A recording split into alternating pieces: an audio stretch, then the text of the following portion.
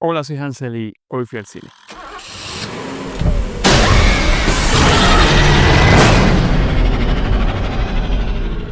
Wolfman es la última reinterpretación del clásico de 1941, El hombre lobo, que a su vez fue una adaptación de las leyendas europeas sobre licántropos, hombres que cambiaban su forma con las de un lobo en situaciones muy específicas, siendo la más famosa de todas, las noches de luna llena. El clásico Hombre Lobo de Universal Studios trajo toda una avalancha de cultura popular detrás del personaje, que ha recibido muchísimas secuelas, así como productos nuevos como la tan reconocidísima Un hombre lobo norteamericano en Londres, la saga de Bajo Mundo o incluso con toques románticos con la saga Crepúsculo. En estas dos últimas compartiendo estrellato con el otro gran monstruo insignia de Universal Studios, Drácula.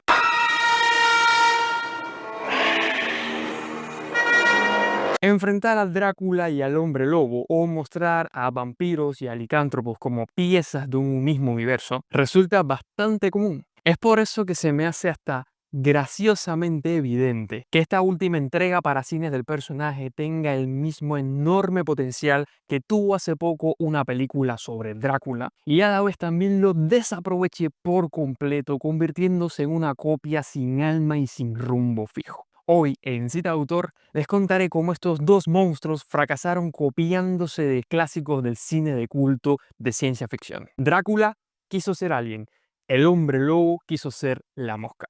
Y no salió bien.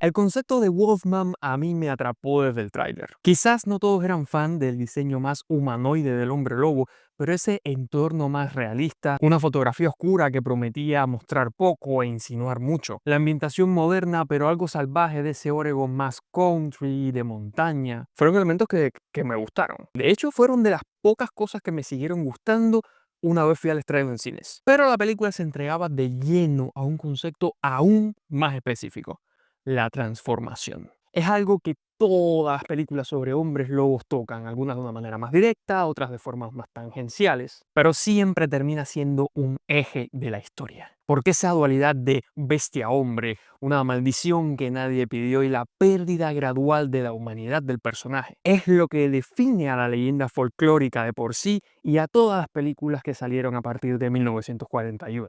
Porque a diferencia de Drácula, su rival un poco más refinado, aquí siempre se jugó con lo grotesco y visceral de ver un hombre convirtiéndose poco a poco en bestia. No por gusto, las búsquedas más típicas en este tipo de historias siempre terminan siendo las escenas de transformación. Ya les había mencionado Un hombre americano en Londres, esa tiene una de las más reconocidas y está considerada de las mejores aún teniendo tantísimos años a sus espaldas, sobre todo por el uso de maquillaje, de efectos prácticos, de juegos de cámara, dándole un realismo horroroso y tangible, algo que con el CGI que se utiliza en estos días casi nunca se logra. Pero Wolfman del 2025 no solo busca retratar la escena de transformación per se, sino que es el retrato de todo el proceso, desde que nuestro protagonista contrae el virus hasta que ya en el ecuador de la película la bestia se desata por completo.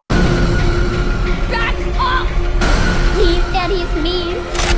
Los creadores buscaron inspiración de una de las películas de transformación más icónicas de la historia del cine, La Mosca o The Fly en inglés, del maestro del terror David Cronenberg. La historia de un científico de la genética que poco a poco se va convirtiendo en una mosca humanoide peligrosa y grotesca. Leí en varias fuentes algunas declaraciones del director de Wolfman, Blake Weinel, quien también dirigió la bastante floja Insidious 3 o El hombre invisible. Creo que esa es del 2020 e incluso ese es otro reinicio de uno de los monstruos clásicos de Universal. Dicen que es muy buena, pero yo todavía no la he visto. Pues este director salió a decir que La Mosca había sido una fuente de inspiración para su película de hombres lobo, precisamente porque la película del 86 había sabido sacar la tragedia de alguien que está cambiando, que estaba muriendo de una enfermedad. No se trataba de ser asqueroso o sangriento, se trataba de la tragedia del cuerpo humano desmoronándose poco a poco. Incluso sin esas declaraciones, esta inspiración se hace bastante evidente en el esqueleto de la película. La Mosca pertenecía al subgénero de body horror, donde la degradación del cuerpo humano de formas totalmente gore y perturbadoras son las que producen el horror. Fue aterrador en 1986 y es aterrador a día de hoy ver al actor Jeff Goldblum transformándose en una criatura horrorosa, mitad insecto, mitad humano. Lo vemos desde el principio con la pérdida gradual del cabello, de las uñas, hasta las fases finales donde solo queda un monstruo verdaderamente asqueroso. Todo tratado de una forma muy gráfica, casi clínica, como si estuviéramos hablando de una enfermedad dermatológica extrema. Algo Algo de eso tiene Wolfman. Aquí el hombre lobo es más bien un virus porque ni la luna llena ni ningún otro elemento folclórico llegan a entrar a la ecuación. Te infectan, te conviertes. Fin de la historia. Pero es una transformación demasiado vainilla, sobre todo si tienes una inspiración tan potente, sobre todo si tu película se entrega precisamente a eso. No se confundan, yo no soy fan del género gore extremo. Yo de hecho soy de los espectadores que apartan muchas veces la mirada. Y de todos los géneros del terror, el body horror y el ecoterror o terror biológico es al que más respeto le tengo y del que más secuelas arrastro en mi vida. Pero en esta transformación de hombre a bestia sentí menos miedo, menos asco, menos sobresalto del que, por ejemplo, sentiría viendo cualquier enfermedad o operación en un episodio random de Doctor House o una serie de emergencias. No se explota el concepto, no hay suficiente sangre, suficientes tomas locas que exploten el carácter animal que debería tener una criatura como esta. Y eso es porque al final el hombre lobo no es el protagonista de la película. Las protagonistas son otras. La esposa e hija del hombre lobo, como protagonistas de la peor noche que vivirán en todas sus vidas, se roban rápidamente los focos. Y todo de repente se convierte en otra película de persecución tonta, de correr por la noche solos en el bosque, de cerrar puertas con pasador, de hacer silencio para que el monstruo te sorprenda por detrás con música aterradora de fondo. ¡Yay!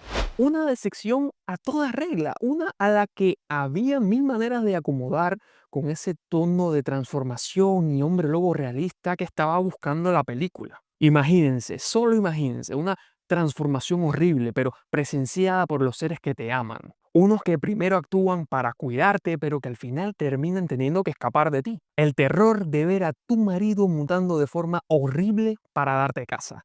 El terror de ver a tu papá, que es la figura que debería estar cuidándote, dándote casa. Eso es un cóctel súper fuerte. Eso es precisamente lo que a mí me vendieron en el tráiler. No hay nada de eso en esta película, sino sombras, vestigios de una idea. Porque hay una esposa y una hija con la que no empatizamos nada porque no sabemos nada de ellas. Porque todo pasa tan rápido y hay tantos clichés que no podemos tomarnos en serio ninguno de ellos. Wolfman quería ser La Mosca, pero terminó siendo la película genérica de Blumhouse Production número 300. Y eso está pasando en esa productora de cine muchas más veces de lo que a mí me gustaría. Y vamos rápido con Drácula. En esta no me voy a demorar mucho porque no es un estreno de cine. Tómenlo como un plus. Me voy a referir a la película El último viaje del Demeter, que se estrenó en el año 2023. Una película que, de nuevo, me ilusionó con un concepto potentísimo, sobre todo por estar basado en el, al menos para mí, pasaje más aterrador de la novela de Bram Stoker. El viaje de la goleta Demeter, de Bulgaria hasta Londres, cargando 24 cajas de madera, en donde en una de ellas duerme el conde Drácula. Las visiones de un hombre extraño a bordo, las desapariciones repentinas en la tripulación, la histeria colectiva que poco a poco se va adueñando del barco. Imagínense estar atrapados en medio del océano, en una pequeña embarcación de madera, con la criatura más peligrosa del mundo acechando en cada esquina y dándole caza uno por uno a todos los pasajeros. Algo que suena bastante en consonancia con nada menos que Alien, el octavo pasajero. En lugar del océano, el espacio. En lugar de un barco, una nave espacial. Y en lugar de Drácula, el alienígena más letal de la historia del cine.